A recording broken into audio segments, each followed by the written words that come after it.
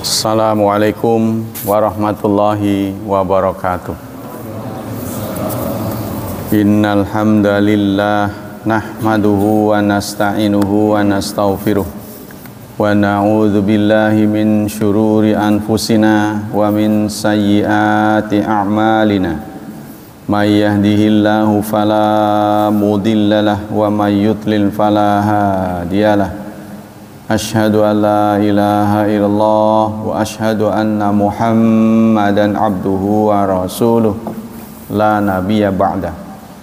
Allahumma salli wa sallim ala nabiyyina Muhammad sallallahu alaihi wasallam wa ala alihi wa sahbihi wa man sara ala nahji ila yaumiddin, amma ba'd. Ayo ikhwah, kita lanjutkan kajian akhlak. Kali ini akan membahas tentang husnudzan. Husnudzan. Husnun artinya baik, lawan dari buruk. Dzan artinya sangka. Sangka dalam bahasa Indonesia artinya banyak, antara lain duga, kira, taksir. Ya, duga itu sendiri ukur, tidak terduga berarti tidak terukur. Sangka itu juga artinya sebuah alat tiup yang biasanya dibuat dari kerang besar. Makanya disebut dengan sangkakala. Sangka itu alat tiup. Disebut kala itu karena tempo-tempo, jadi enggak setiap waktu. Ya. Ditiup. Nah, nanti di hari kiamat tuh sur, istilahnya sur, sangkakala. Nah, kalau sangka itu tidak baik, itu namanya prasangka. Jadi sangka itu tidak baik, namanya prasangka. Jadi tidak boleh kita menggunakan kata prasangka baik, itu tidak boleh. Karena prasangka itu buruk. Yang benar itu sangka baik dan sangka buruk. Jadi kalau sangka buruk, prasangka, nggak usah prasangka buruk, nggak usah, double. Nah, apa prasangka itu? Prasangka dalam Kamus Besar Bahasa Indonesia diartikan dengan membuat keputusan sebelum mengetahui fakta yang relevan mengenai objek tersebut. Itu namanya prasangka. Jadi belum ada data dan fakta, kita sudah menjudge orang itu. Awalnya istilah ini merujuk pada penilaian berdasarkan ras. Nah, dulu itu ras yang tidak sesuai itu selalu ditujukan padanya prasangka. Jadi orang yang rasnya beda dengan dia itu bawaannya jelek mulu gitu. Ya, dan ini sering menghinggapi seseorang. Sebelum memiliki informasi yang relevan yang bisa dijadikan dasar penilaian tersebut. Selanjutnya, prasangka juga diterapkan pada bidang lain selain ras. Pengertiannya sekarang menjadi sikap. Prasangka itu adalah sikap yang tidak masuk akal, yang tidak terpengaruh oleh alasan rasional. Itu prasangka. Ya, ada prasangka baik, dikenal dengan husnudzan. Sangka baik, ya, nggak boleh prasangka sebenarnya. Nah, sangka baik itu ialah sikap serta cara pandang yang menyebabkan seseorang melihat sesuatu secara positif dan dibekali dengan hati yang bersih serta tindakan yang lurus. Nah, itulah yang akan kita bahas. Husnudzan. Dalam bahasa Arab, arti dzan itu adalah, kata di sini, dzan wal i'tiqad rajih ma'atih malin naqid wa yusta'mal fil yakin wa syak. Dzan itu bisa yakin, bisa ragu. Jadi kalau orang menaksir sesuatu, ya, lebih tidak ada data dan fakta, jadi kesalahannya lebih besar daripada kebenaran, itu namanya waham. Waham namanya. apa namanya itu, berita burung ya, berita burung kayak gitu, ada selentingan ya, waham namanya. Tapi kalau benar dan tidaknya itu seimbang, itu namanya syak, ragu, bener nggak gitu. Nah, kalau lebih banyak nggak benernya namanya waham. Kalau seimbang namanya syak. Wa in kuntum fi syakkim mimma nazzalna ala abdina, itu kan, fa'tu bisuratim mim mithlih dalam Quran. Kalau Anda dalam keraguan ya, dalam menilai Quran ini benar nggak gitu, maka datangkanlah satu surat yang semisalnya. Nah, kalau kemungkinan benarnya lebih tinggi, lebih dominan, inilah yang disebut dengan dzon. Dzon. Jadi dzon itu menaksir, mengira, menduga berdasarkan fakta, berdasarkan gejala yang ada, ya, berdasarkan sinyal yang ada. Contohnya, sebuah rumah yang di atasnya ada antena, itu diduga di dalamnya ada televisi, padahal belum tentu, kan ada tandanya itu. Ya. Jadi gejalanya itu. Ya, seperti kita menaksir sungai ya, apa di dalamnya ada ikan apa enggak, kan terlihat riak-riaknya. Atau laut ini dalam apa enggak kelihatan dari warnanya. Padahal belum tentu, kan? Boleh jadi terpengaruh oleh biota laut sehingga dia berwarna hijau gitu kan. Nah, nggak taunya dangkal. Tapi biasanya kalau keruh merah berarti dangkal, biru agak dalam, hijau lebih dalam lagi, biasanya begitu. Nah, kita lanjutkan. Firman Allah tentang husnudzan. Nah, jadi yang kita akan bahas ini adalah tadi ya, sikap serta cara pandang yang menyebabkan seseorang melihat sesuatu secara positif dan dibekali dengan hati yang bersih serta tindakan yang lurus. Itu yang kita akan bahas. Allah menyatakan dalam surat An-Nur, surat 24 ayat 12. A'udzu billahi minasyaitonir rajim. Laula id sami'tumuhu dhannal mu'minuna wal mu'minatu bi anfusihim khaira wa qalu hadza ifkum mubin. Allah menegur, mengapa? Ya, ini mempertanyakan orang mukmin, mengapa orang mukmin tidak menyangka, ya, nyangka baik maksudnya, kepada mukmin lainnya. Ditegur, kenapa orang mukmin tidak punya sangka baik, ya, husnudzan, berhusnudzan kepada mukmin yang lainnya. It sami'tumuhu, ketika kalian mendengarnya. Mendengar apa? Mendengar berita yang nggak nyaman. Nah, kasus ayat ini adalah turun karena adanya dugaan adanya skandal yang dilakukan oleh Aisyah, itu gara-gara beliau buang air, kan? Terus karena cuacanya itu gelap, mungkin udah maghrib ya, nah, beliau tidak periksa lagi, segera naik ke sekedop onta yang di atasnya ada kamar itu. Nggak taunya kalungnya tertinggal, kalungnya itu. Nah, beliau turun lagi, nyari-nyari di tempat tadi beliau buang hajat.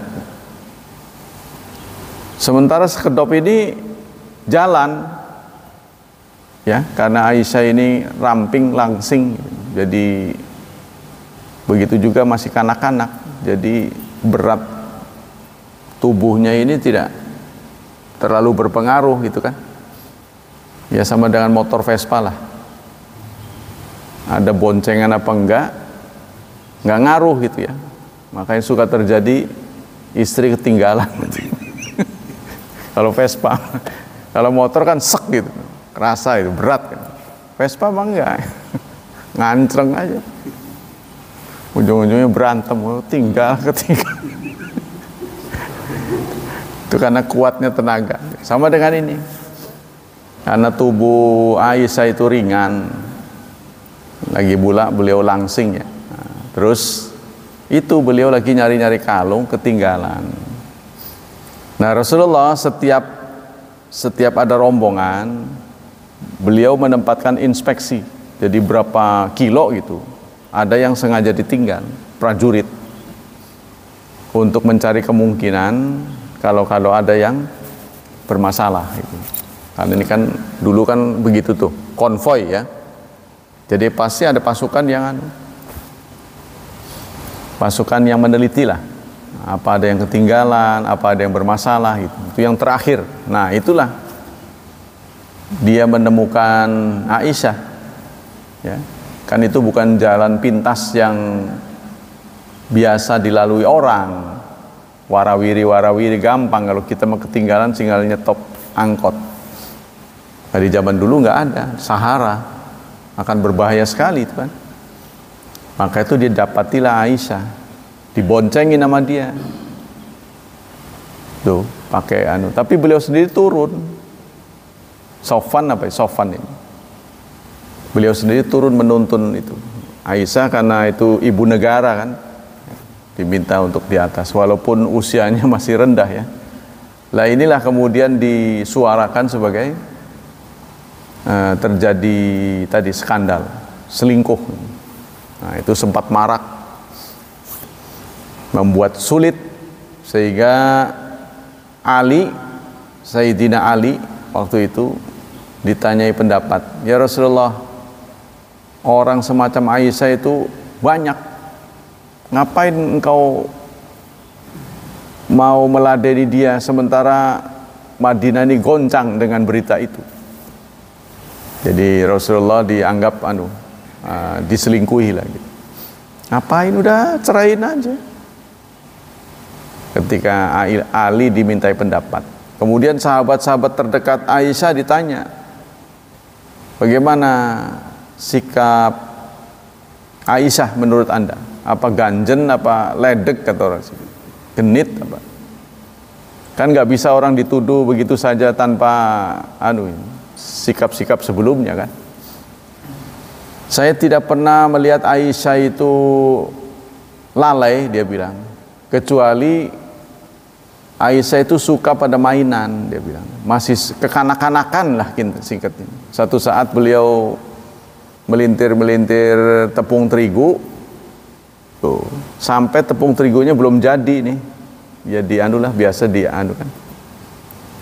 Beliau ketiduran tuh di tampahnya itu. Nah, itu yang saya pernah saksikan begitu.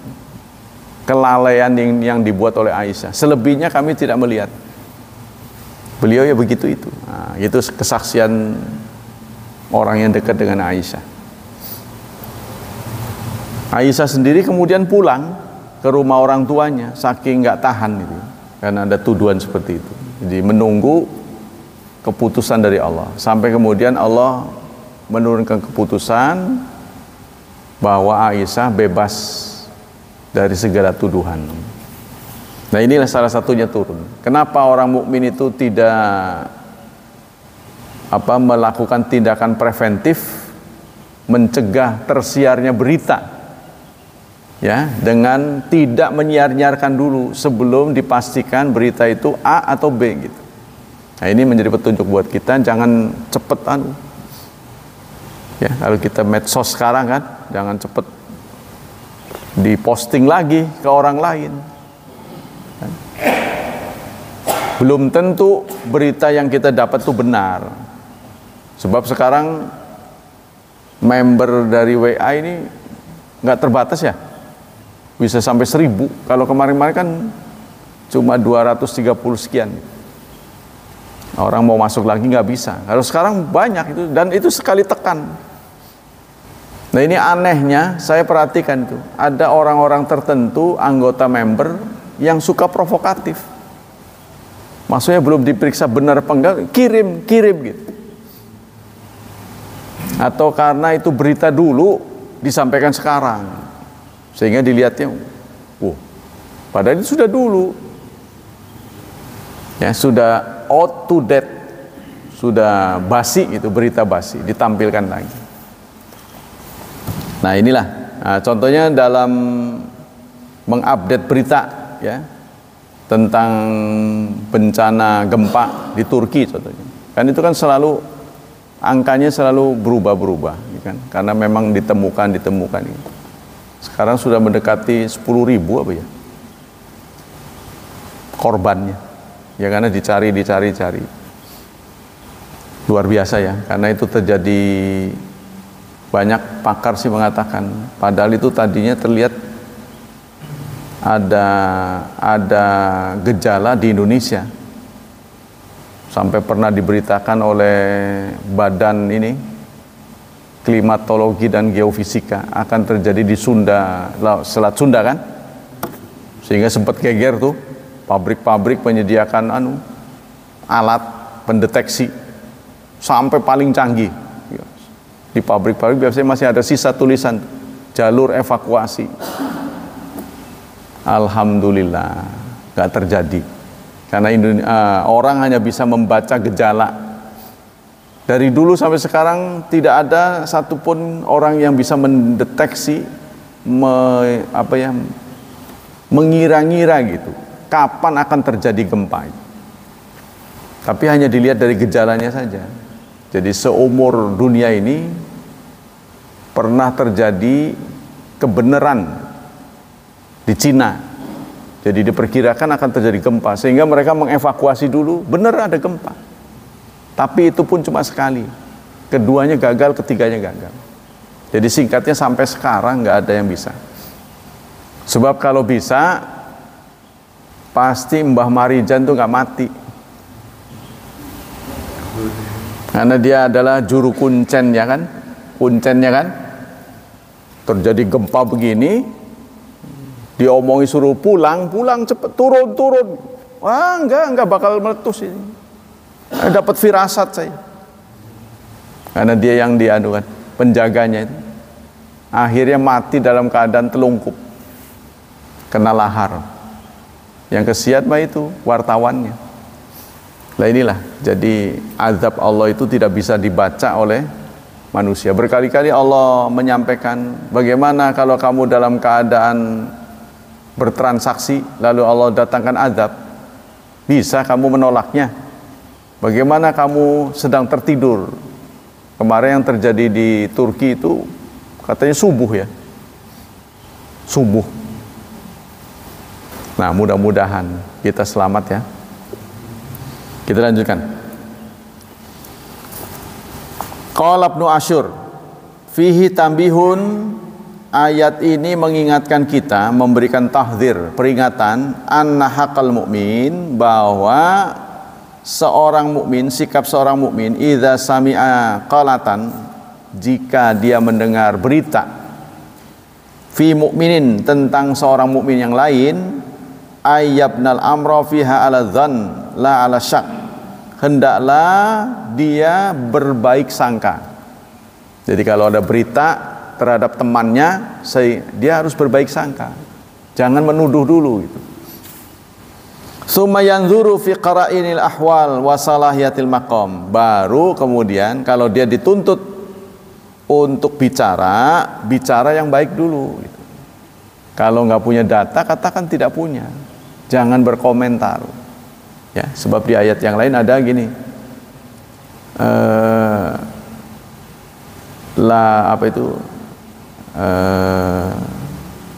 innallah yadriba masalam ma ba'udatan fama fawqaha. Allah tidak malu, innallaha la yastahi Innallaha la yastahi ayyadriba mathalam ma, untuk membuat perumpamaan apa saja. Ya, kali ini adalah ba'udatan, serangga yang begitu kecil. Fama fauqaha, kalau di tafsir-tafsir nyamuk. Jadi ada satu jenis serangga yang bisa membunuh onta walaupun dia kecil. Ya, padahal onta ini kan binatang yang perkasa ya. Di dunia ini tidak ada binatang yang bisa makan kaktus kayak makan kerupuk kecuali onta. Nah, kok bisa lidahnya nggak sobek gitu ya, itu. Maka Allah mengatakan, afala yanzuru ilal ibili kaifa khuliqat. Apakah mereka nggak mikir? Perhatikanlah onta tuh. Ya, sikap onta, tabiat onta tuh, perhatikan. Nah, ini diminta menjadi bahan penelitian. Afala yanzuruna ilal ibili kaifa khuliqat. Perhatikanlah onta. Kaktus yang begitu panjang, menusuk, itu bisa dimakan onta layaknya kerupuk aja begitu. Kakinya itu katanya, kakinya itu kayak karet onta itu. Ada bantalannya. Sehingga dia kalau menginjak pasir yang kita sering kan kita kalau di laut tuh ada ombak kita nginjek, kayaknya pasirnya melorot gitu ya. Pasirnya kayaknya longsor gitu kalau kena air gitu. Nah, onta itu bisa nepak bisa. Kalau ada badai gurun ya, nah itu dia selamat. Karena apa? Kelopak matanya itu double. Kalau kita kan kelopak matanya satu, itu kita tutup udah nggak kelihatan. Tapi onta ada maskernya gitu, kayak helm gitu. Ya kayak helm kita tutup kan matanya masih bisa ngelihat. Nah, dia begitu. Jadi ketika ditutup bisa renggang gitu, dia ada filternya. Itu kehebatan onta ya. Kita kembali ke sini. Dhanna anna dzalika ifkun.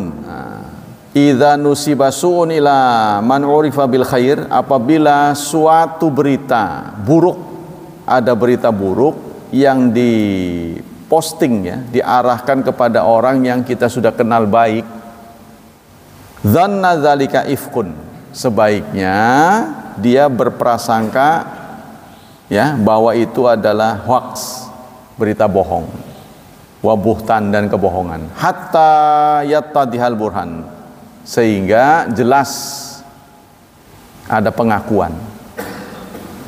Jadi nggak boleh kita menuduh.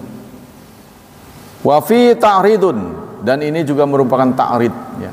Jadi arahan dari Allah bi anna dzanna su, bahwa buruk sangka alladzi waqa'a, yang terjadi, huwa min khisalin nifaq, termasuk sikap orang munafik.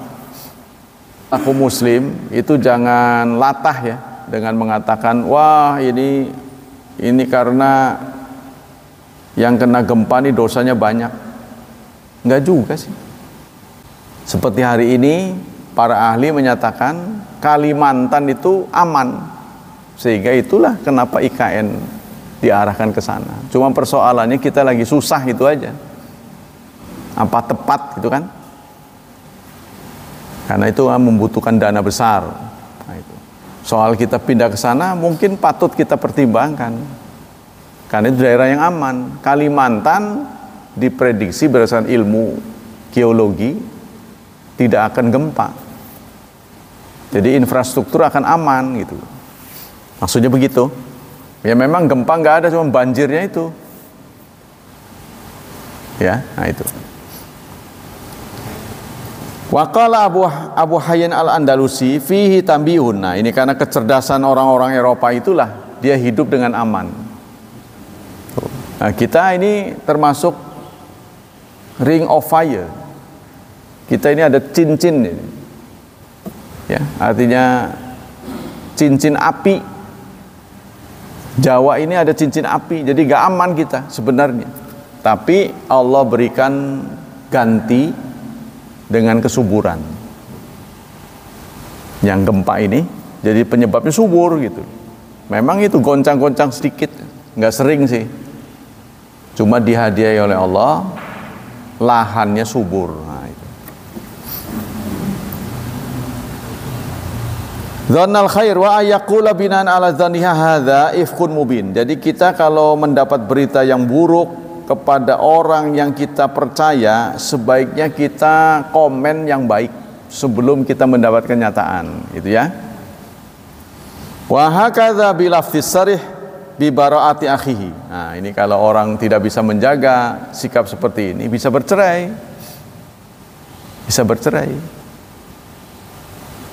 Jadi kita kadangkala tidak menghargai orang yang satu rumah dengan kita. Orang lain kita percaya, yang satu rumah nggak dipercaya. Gitu kan contohnya, ada berita langsung kita sikapi dengan emosi. Jangan. Kita periksa dulu. Ya, ada beberapa teman sih yang saya beri nasihat, tapi dia nggak dengar saya, akhirnya cerai. Kan sayang. Lebih baik mana? Punya pendamping yang nggak sempurna atau nggak punya pendamping? Kan lebih baik yang kurang sempurna. Kita juga nggak sempurna. Ya, hidup dengan kesendirian itu kan tidak nyaman. Ya udahlah, adanya begitu. Gimana lagi? Kita juga nggak sempurna. Nah, ini ya, kita lanjutkan. Wa qala khazin wal ma'na kana al wajib al mu'mini idza samu qaula alil ifki. Artinya ayat ini, dari siapa kita mendapat berita? Itu aja dulu. Ya, kita mendapat berita buruk ini dari siapa? Lalu kita lihat integritas orang ini, suka bohong nggak orang ini? Kalau berita ini datang dari orang jujur, nah, ya ini menjadi data, itu kan? Tapi belum cukup kita untuk menuduh, membuat keputusan yang salah. Jangan. Apalagi beritanya dari orang yang itu tadi, provokator. Jadi ada orang itu, ya saya terus terang aja, selalu tuh mengungkap di satu media, mass media, medsos yang saya ikuti, suaranya jelek mulu, bakal begini, bakal begitu, bakal begitu. Akhirnya saya tegaskan,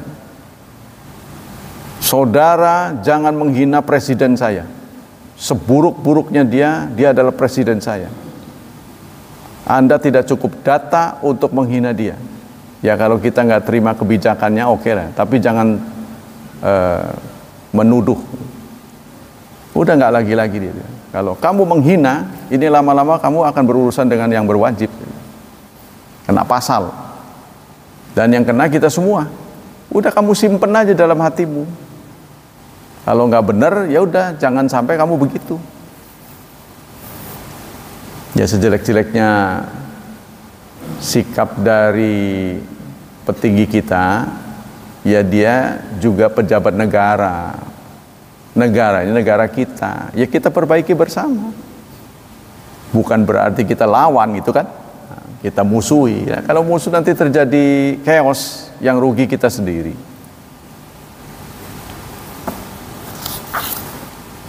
Wa qala ta'ala, Allah kemudian berfirman dalam surat Al-Hujurat, surat 49 ayat 12. Ya ayyuhalladzina amanu ijtanibu katsiran minadh-dhann. Wahai orang-orang beriman, jauhilah banyak sangka. Ya. Inna ba'dadh-dhanni its. Sesungguhnya sebagian dari sangka adalah dosa. Prasangka berarti ya. Wala tajassasu, dan janganlah nitik-nitik, janganlah menjadi intel, mengorek-ngorek keburukan orang, dicari celahnya. Ini tidak boleh. Kita lanjutkan. Wala yaktab ba'dukum ba'da, dan janganlah kalian menggibah satu dengan yang lain. Ya, menggibah ini apa itu namanya? Menceritakan yang tidak baik ya. Jadi yang namanya gibah itu Dzikruka akhaka bima yakrah. Anda menyampaikan berita informasi saudara Anda dengan informasi yang dia nggak suka. Nah itu, jadi dianya nggak ada, kita sampaikan yang tidak nyaman buat dia. Nah ini namanya ghibah. Nah kalau bagaimana, sahabat bertanya, kalau memang nyatanya begitu gimana? Yaitu kalau kenyataannya begitu namanya ghibah. Kalau kamu menyampaikan tidak sesuai kenyataan namanya bohong, kata Rasulullah ya. Kalau kamu menyampaikan dugaan-dugaan yang belum tentu terjadi, sehingga Umar pernah memberikan instruksi, nahnu nahkumu bidzawahir, kita melihat lahiriahnya, kita melihat gejalanya saja. Wallahu yatawalas sarair, Allah yang tahu isi hati orang. Jadi isi hati orang itu tidak boleh dihukum. Kalau dulu enggak, sudah ada perbuatan baru boleh ditangkap. Nah ini kita di tempat-tempat umum, bagaimana hubungannya dengan sangka ini? Kita boleh curiga karena ada sikap-sikap yang menurut kita nggak biasa, kita curiga, untuk waspada boleh di tempat umum khususnya. Ya, apalagi pokoknya tempat-tempat ramai lah itu. Nah, sesak. Kalau udah sesak, terutama berjejal ya penumpang, itu lihat saja tangan dan matanya. Saya kalau mengawal istri saya tuh, saya di belakang, saya melihat tangan sama matanya. Nah biasanya kalau dia tahu kita ngelihat, dia nggak berani. Ya langsung dia mengambil sikap menjauh. Saya lihat, Mas jauh, jangan nyenggol. Nah itu dari ayat-ayatnya. Kemudian hadisnya, anin Nabi sallallahu alaihi wasallam, iyyakum wadzan. Nah ini gara-gara buruk sangka, saudara, dalam sejarah itu pernah terjadi pembunuhan gara-gara buruk sangka. Artinya prajurit-prajurit yang perang tidak mengupdate berita. Tuh. Dia waktu itu ketemu orang ini musuh, ya, padahal dia tidak mencari tahu statusnya sudah muslim, dia nggak tahu. Begitu ketemu di medan perang dibunuh. Saat mau dibunuh dia mengucapkan syahadat, meyakinkan bahwa saya muslim. Nah, dulu kan susah ya, masih banyak kesulitannya. Kita juga mungkin susah ya kalau ketemu pas lagi perang. Nah, mengucapkan syahadat lalu dibunuh. Rasulullah marah. Rasulullah terlihat sekali mukanya marah. Ya Rasulullah, dia itu sebenarnya menghindar katanya, pura-pura saja. Lalu Rasulullah menegur, apa kamu membelah dadanya? Apa kamu tahu isi hatinya? Berarti kan kamu buruk sangka gitu kan. Siapa tahu dia tulus dalam keadaan sempit gitu ya, terdesak, lalu dia mengucapkan syahadat, taubat, walaupun itu waktunya sempit. Rasulullah menegur begitu. Tetap ngeyel ini sahabat ini, ya Rasulullah, saya kira tuh dia terdesak gitu, kamu itu buruk sangka gitu kan. Kok kamu tahu dia terdesak? Emang kamu membelah dadanya? Kamu tahu isi hatinya? Sebab urusan isi hati kan Allah saja. Nah, lalu Rasulullah akhiri kata-katanya dengan begini, hari ini yang menegurmu adalah aku, tapi nanti di akhirat yang menegurmu adalah Allah. Siapkanlah dirimu. Nah, itu artinya tindakan kriminal ini nanti akan kau pertanggungjawabkan di akhirat. Bagaimana kamu membunuh seorang muslim? Nah itu bergetar, itu sahabat ini bergetar. Istilahnya tobat orang maning-maning. Satu saat dia jadi komandan, bawahannya mengatakan, komandan, kami sudah di kota, sudah masuk kota. sudah menguasai kota. Udah kamu masuk rumah, masuk rumah. Kenapa? Karena prajurit kalau di tengah kota, di jalanan, ini akan membuat masyarakat sipil takut. Ya, contoh kan di sinilah, ya. Ada prajurit lari-lari gitu ya. Pasti kan kita ada apa ini? Abas begitu. Masuk rumah. Nah, kalau masih ada masyarakat sipil nantang, diberi pengumuman nantang, nah itulah yang wajib dibunuh.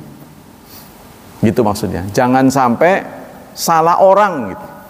Dia trauma ini dengan kejadian dulu itu. Ya, Rasulullah ingatkan. Rasulullah bersabda, "Iyyakum wadzan." Waspadailah sikap sangka dalam berprasangka. Fa inna dzan akdzabal hadits. Karena prasangka itu ucapan yang paling dusta. Wala tahassasu, dan janganlah kamu menjudge orang. Wala tajassasu, jangan pula mencari-cari kesalahan, menginteli. Wala tahasadu, dan jangan saling dengki. Nah, dengki yang dibenarkan dua.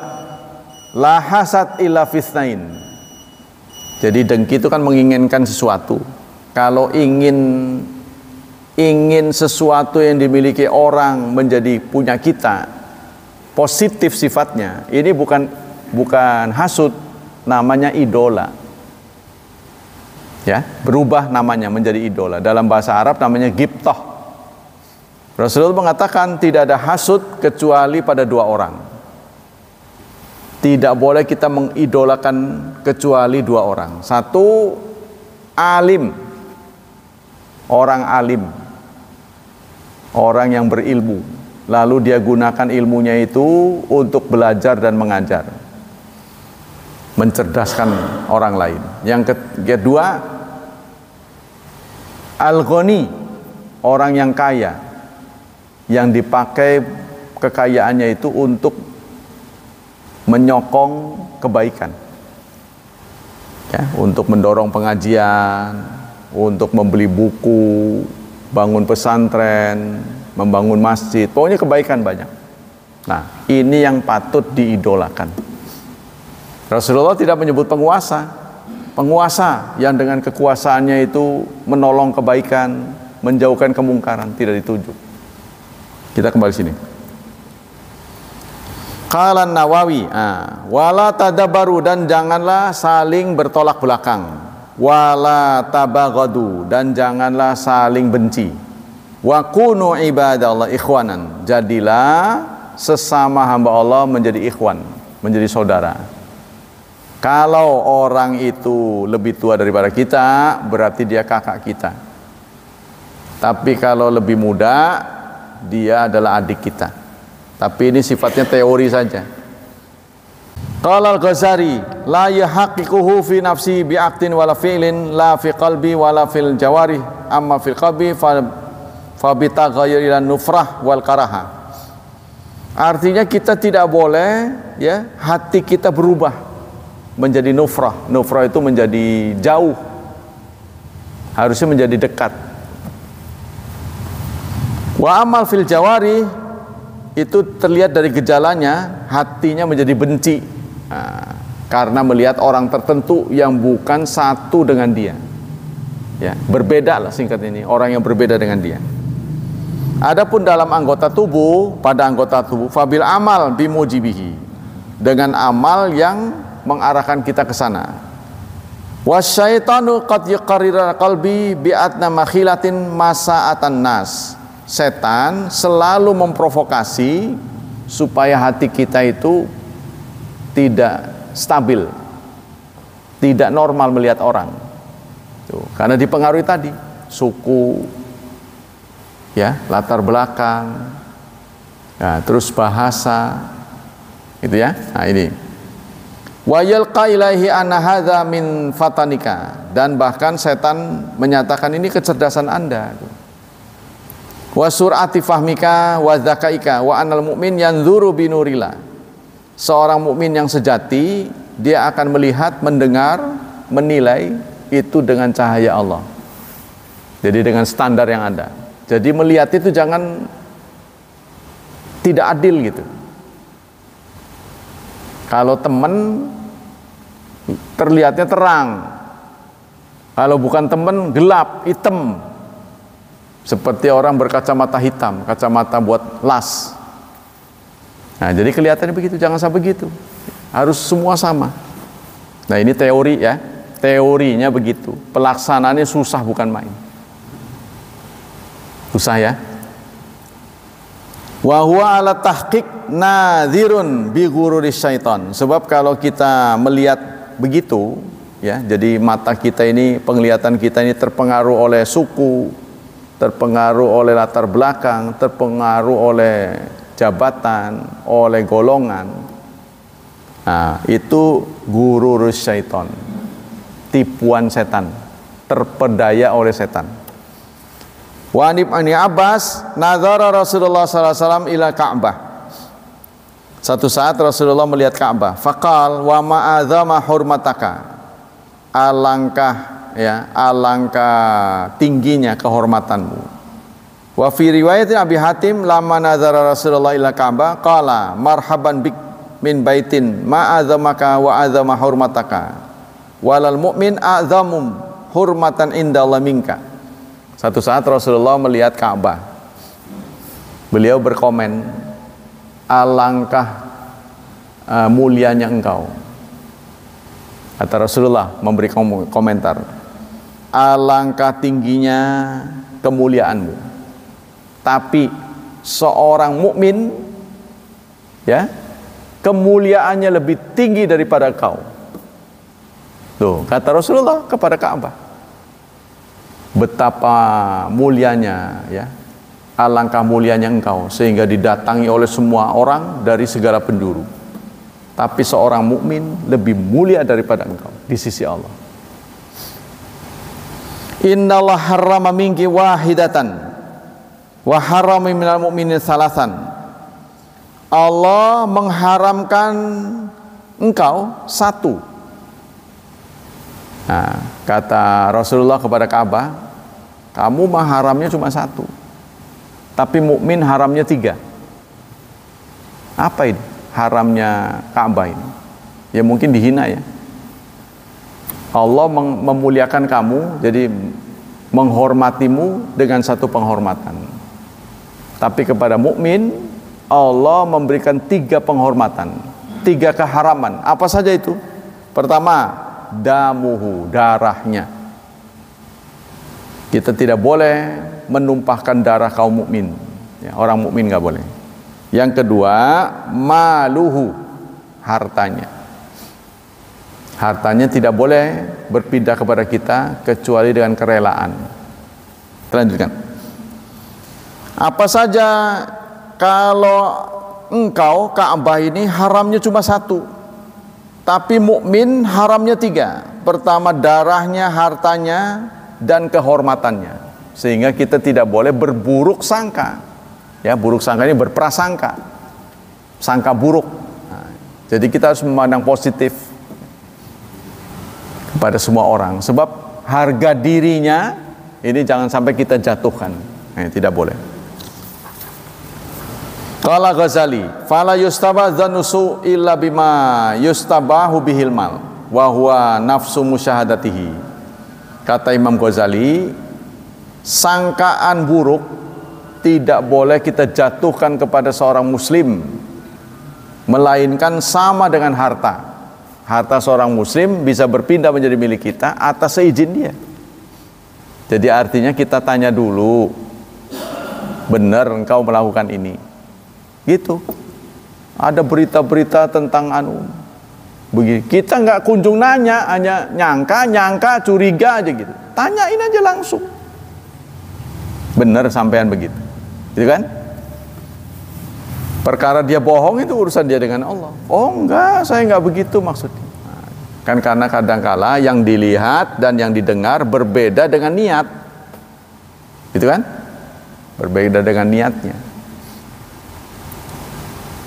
Nah itu kata Imam Ghazali. Fa idza lam yakun kadzalik wa khatara laka waswas su'dzan fayambaghi an tadfa'u an nafsika. Jadi kalau kita mengira, ya, berburuk sangka, berprasangka pada seorang, dalam hati kita ada, oh, orang ini kok begini, maka sebaiknya kita hilangkan. Kita harus berpikiran positif. Bukan begitu, saya tidak akan mengadili, saya tidak akan menghukum seperti itu sebelum saya tanya, konfirmasi namanya. Benar nggak sampean begitu? Ini harus ditanya. Wa taqarrara 'alaiha annaha lahu indaka masurun kama kana. Sudah habis ya waktunya. Ya, singkat cerita, singkatnya kajian ini menyampaikan kepada kita salah satu perilaku yang tidak baik adalah buruk sangka atau dikenal dengan berprasangka. Kita selaku muslim sebaiknya memandang positif. Ya, kita bisa tangkap gejala-gejalanya yang tidak baik, lalu kita jatuhkan hukum. Sebaiknya kita konfirmasi dulu. Ya. Sebaiknya kita konfirmasi, seperti sahabat dulu berprasangka, orang ini setiap salam langsung pergi, kelihatannya nggak zikir nggak apa, tapi oleh Rasulullah diapresiasi, orang ini orang baik. Baik apanya? Gitu kan? Setiap salam pergi. Nah, maka salah seorang sahabat berinisiasi untuk ngintip lah singkatnya. Pengen tahu apa sih yang dikerjain. Kok oleh Rasulullah disebut orang baik, wong nyata-nyata assalamualaikum langsung pergi, assalamualaikum langsung pergi. Apa yang baik? Nggak taunya dia punya kain satu-satunya. Di rumah nggak ada kain, sehingga dia bergantian dengan istrinya. Istrinya kan belum sholat, jadi bergantian, kainnya cuma satu.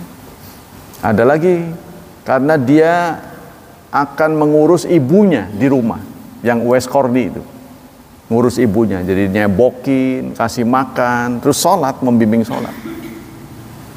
Nah begitu ternyata, pantesan. Nah itu jadi tertutuplah itu, ya, sangkaan buruk itu. Begitu. Jadi kita karena tahu, ini kebanyakan karena ketidaktahuan, kan? Nah, itu jadi menimbulkan prasangka. Nah, sebaiknya kalau itu terjadi pada kita bisa memutuskan setelah konfirmasi. Nah, itu. Sebaiknya begitu. Semoga Allah melimpahkan pahala yang berlipat untuk kita. Semoga Allah menyelamatkan dan melindungi kita dari wabah dan fitnah. Semoga Allah berkenan menghadiahi masa depan yang cerah untuk putra-putri kita, senantiasa membimbing mereka menjadi hamba Allah yang saleh dan saleh. Subhanakallah wa bihamdik asyhadu an la ilaha illa anta astaghfiruka wa atubu ilaik. Wassalamualaikum warahmatullahi wabarakatuh.